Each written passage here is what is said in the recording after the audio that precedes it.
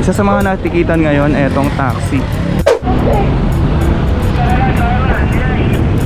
Tingnan natin, mukhang may naikarga na dito eh. Ito yung mga taga-SCOB, Sidewalk Clearing Operation Group. Isa sa mga mako-confiscate itong mga paninda rito.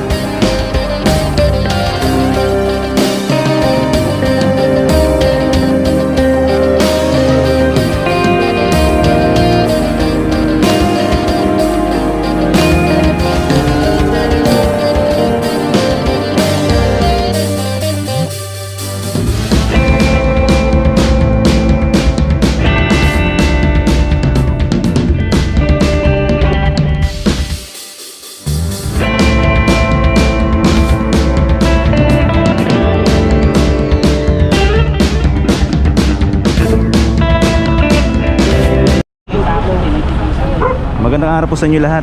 Today is November 18, 2020 and kasama natin ulit ang Task Force Special Operations ng MMDA.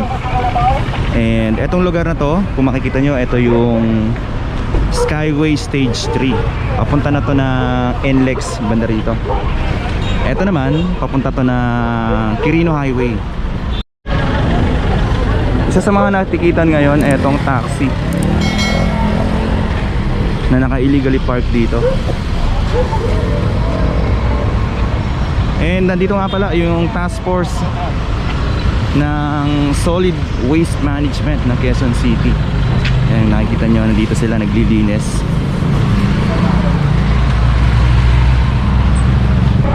Etong flyover na to, ito yung Kamachili flyover. And etong lugar na to ay ang Balumbato. So papunta to ng Novaliches, etong way na to.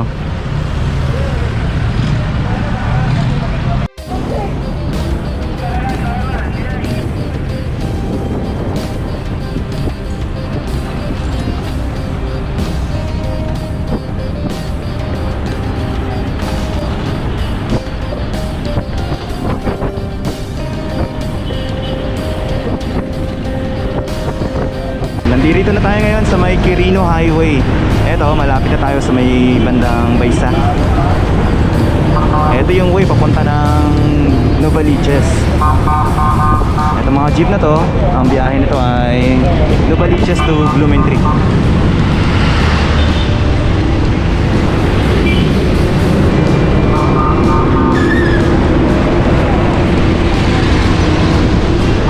Bali ang ruta natin ngayon is papunta ng Mindanao Avenue, dun sa may bandang NLEX.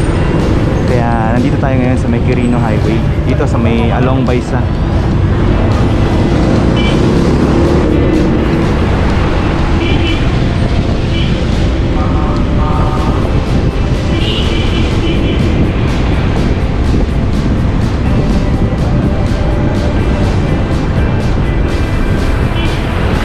Ito yung Mindes Road.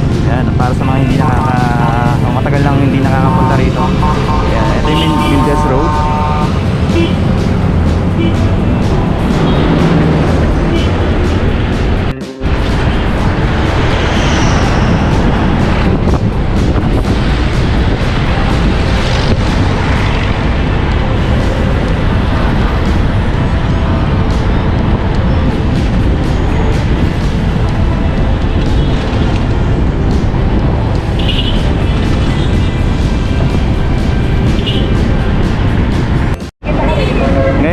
Sa operation, kasama natin ang SCOG. Ito yung Sidewalk Clearing Operation Group.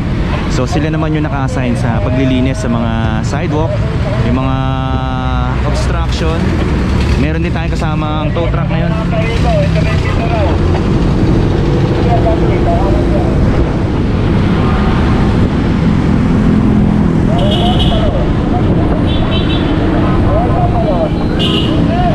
So nandito na tayo ngayon sa may Mindanao Avenue. Ito yung pakaliwa dito. Yan yung entry point papunta sa NLEX. NLEX Mindanao Avenue.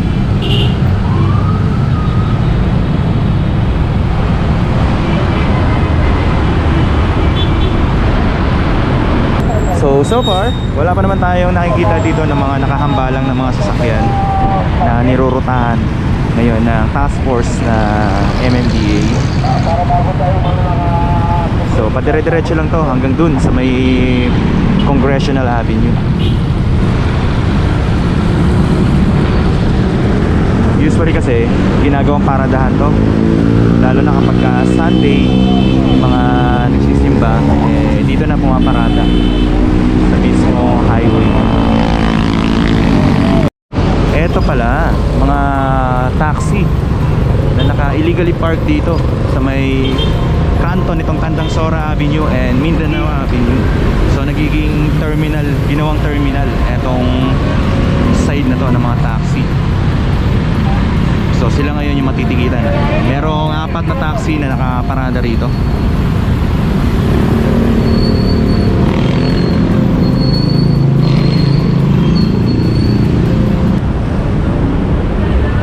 Tingnan natin rito. Kasama na kasi yung scope ng Sidewalk Clearing Operation Group. Isa sa mga makoconfiscate itong mga paninda rito. Nagbaba na pa kasi ng memorandum ang DILG na bawal na ulit ang pagtitinda sa mga sidewalk. Kailangan linisin yung mga gilid ng kalsada. Sinabitan eh. Sinabitan sir, no? Ito, itong sign, no? Ang sampayan. So kasama yun sa mga confiscate ngayon. Nandito yung truck ngayon ng scope. Actually na-warningan na raw pala sila. Na-warningan na sila na ano,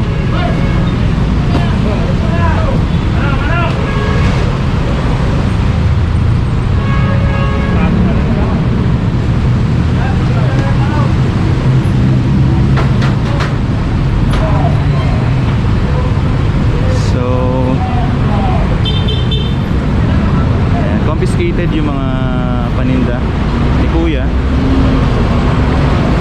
And meron tayong kasama ditong tow truck kung saan ito yung mga magtotow kapag merong mga nahuli or natikita na walang free, walang registro.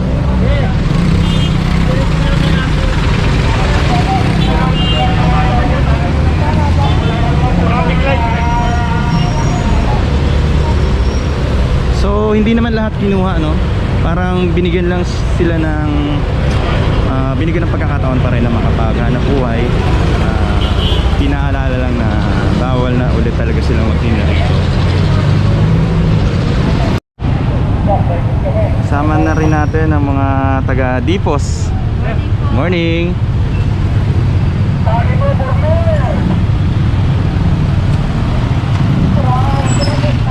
So malapit na tayo ngayon sa may kanto ng Visayas Avenue.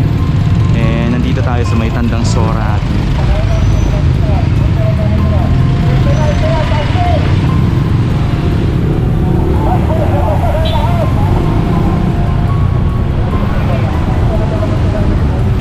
Ito yung Candansora Bayan Palengke, public market. Dito madalas may mga nahuhuli, mga naka-illegally park na mga sasakyan. Ayan, etong van, nilapitan na ng isa sa mga taga-task force. And isa sa mga nakahakot itong mga yung mga lagayan ng mga prutas. Nililinis ngayon ng mga taga-SCOB. Isa rin sa natikitan, etong Pajero.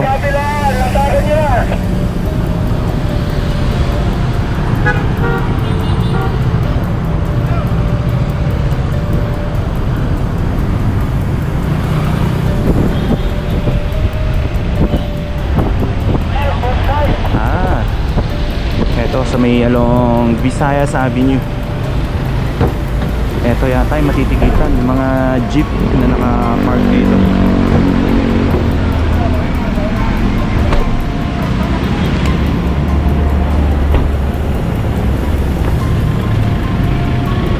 Etong taxi,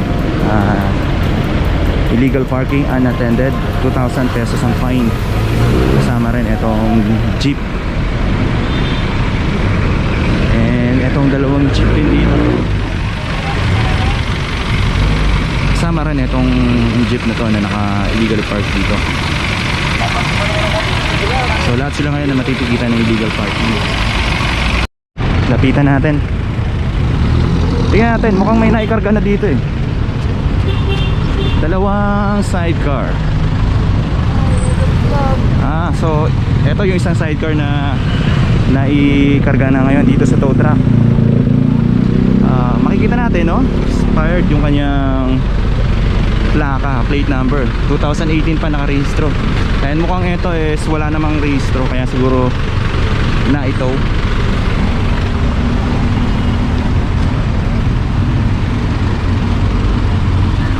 Dito yung mga tricycle.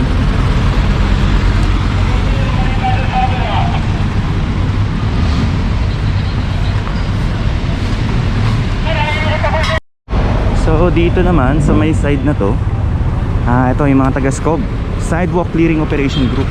Ito naman ngayon yung nililinis nila. Ito mga nakausili sa bangketa kasi dito sidewalk na kasi to eh. So parang naglagay ng extension dito yung may-ari nitong tindahan na to. And dahil nga sa memorandum ng DILG simula nung November 16, kailangan ng linisin yung mga daanan, yung mga sidewalk. Itong tolda. Talungan nyo habang wala pa. Pa naman nanikit pa sila yo.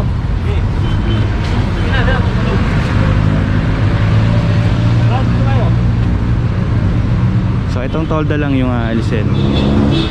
And binigyan pa rin sila ng pagkakataon ng warning na bawal na talaga yung magtinda rito. Baka yung ilan sa kanila is hindi lang aware na bawal na talaga yung ginawang extension dito sa sidewalk.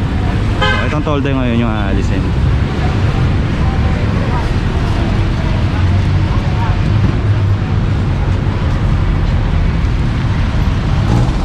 Etong isang tricycle dito na nahuli is mukhang wala atang papeles lahat. Walang driver's license, walang rehistro. Walang lisensya. Walang OA. Walang prangkisa. Walang prangkisa. May paseo. Mga biyahe. Nakaselela. So lahat marami siyang violation, sir. Lahat? Lahat. Walang lisensya, walang OA. Nagsakay ng paseo. So matotoo na ngayon itong tricycle ngayon. Kunin mo yun, yung papel dyan. So kukunin na ngayon ni sir yung papel dito. Yung papel na yun is yun yung para sa impounding. Kasi dadali na to sa may Marikina, sa may Tomana. Wala pala kasi lahat. Walang lisensya, walang driver's license, walang prangkisa yung tricycle, walang rehistro. So yun yung reason kung bakit siya ngayon ito itong tricycle. Meron nang naitow dito na isang tricycle tsaka isang sidecar. And pangatlo na ito.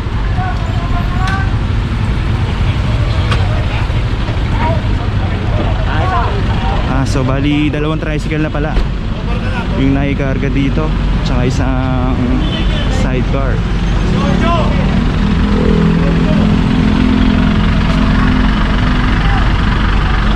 Ito nga pa pala yung price, no?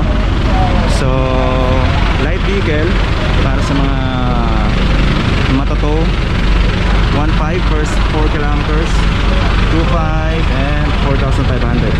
Depende sa laki na sasakyan.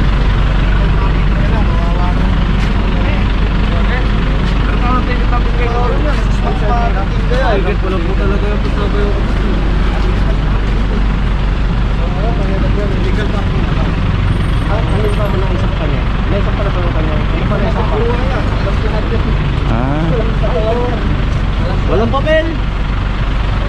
Lahat. May lisensya naman po. Wala nga, lahat. Ay, wala. Ayun, lisensya na lang. Diyan siya ngayon. So ito na ngayon yung tricycle. Ikakarga na dito sa may tuta.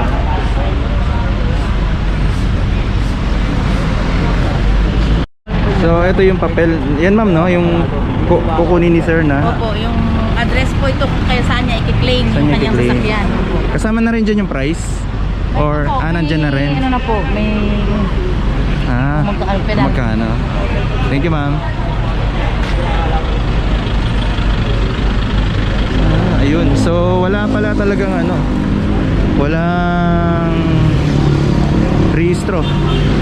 Expired lahat. Expired lahat. And ito na yung ticket ngayon. Kirman muna. Ito yung papel na kukunin, no, para i-claim ni sir yung kanyang tricycle sa impounding area sa may Marikina, malapit doon sa may Kumana.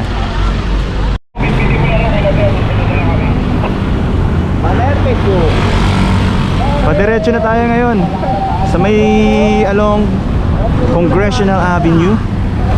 Andito sa harapan natin yung isang tow truck. Wala pang nakakarga rito. So nandito naman tayo ngayon sa may Mindanao Avenue Extension. Eto, padiretso to ng Luzon Avenue. Malapit na to. Kapag papunta ng Commonwealth, pwedeng dumaan sa highway na to.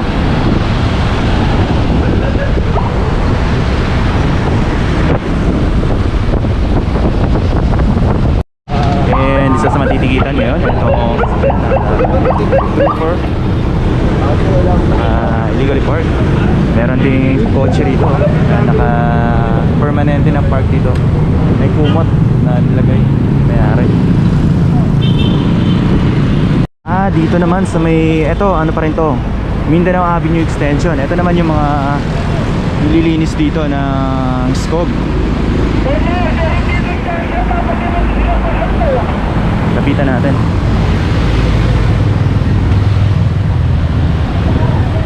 Eto, itong mga nandito, nakalagay sa sidewalk.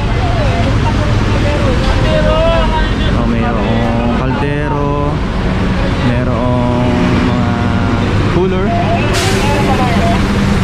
So, yan yung ginagampan ng role dito ng SCOG, ang linisin yung mga sidewalk dito.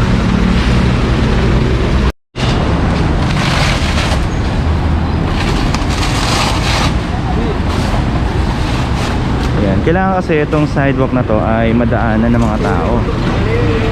Ito ay mabuhay lane, itong Mindanao Avenue Extension. So dapat walang mga nakaharang dito, walang obstruction, and yung mga tao eh dapat na nakakadaan ng maayos. Hindi naman lahat na-confiscate. Ang inalis lang itong mga tolda na nilalagay nila rito. And yung mga gamit naman nila ate, hindi naman kinukuha lahat. So, parang ini-inform din sila na bawal na talaga magtinda rito. Actually, tinutulungan pa nga sila na ligpitin yung kanilang mga gamit. Ang inaalis lang talaga is yung mismong pwesto dito. Bawal na sila magtinda rito. Sunod na pagbalik namin dito, wala na tayo, pagbalik nyo, wala na talaga tayo pa bibigyan. Ha? Oo. Ito kasi dati malinis na to eh, malinis na to. Alam nyo na yan. Ha? Wala kami ginawa ng mga kung gamit ha. Ito sa inyo. Ano, huwag na kayo bumalik ulit, ha? Nakapalik. So, parang warning muna, ate.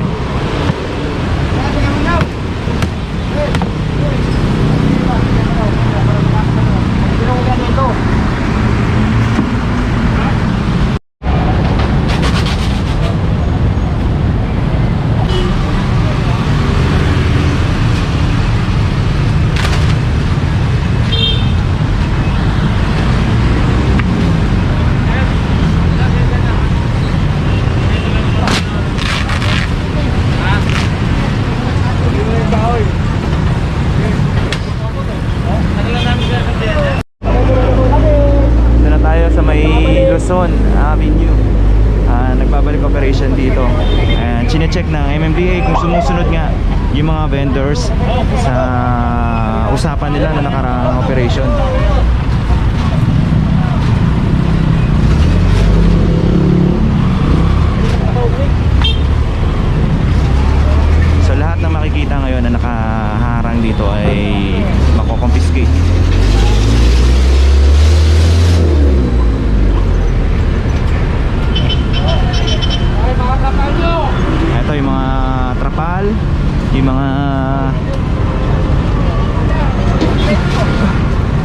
nakaharang dito. Tanggal kayong bisikleta.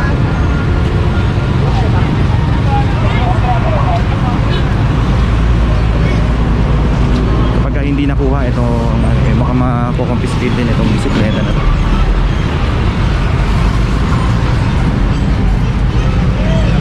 Ate to, bilis!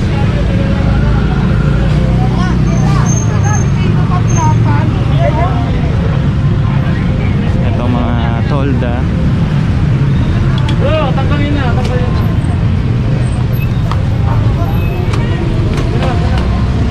May bisikleta doon. Parang ayaw tanggalin. Yung isang bisikleta kasi doon na nakaharang, yun yung isa sa mga confiscate dahil obstruction siya dito.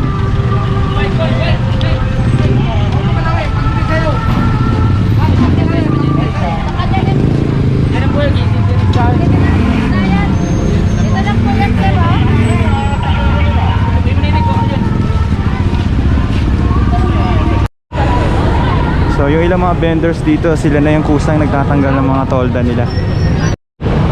Daming na babaklasan ng tolda rito. Mula dun hanggang doon, no? Ang dami nagaganap ngayon dito. Kung maalala nyo, dumaan na dito yung clearing team, yung Task Force Special Operations ng MMDA yung nakaraang linggo. Nag-abiso na lilinisin itong lugar na to. So ito na yung araw ngayon na paglilinis. Mga extension, mga trapal, yun yung mga nilalagay nila rito. Marami pa pala hanggang dun, no? So ito, padiretso na po ito na Commonwealth Avenue.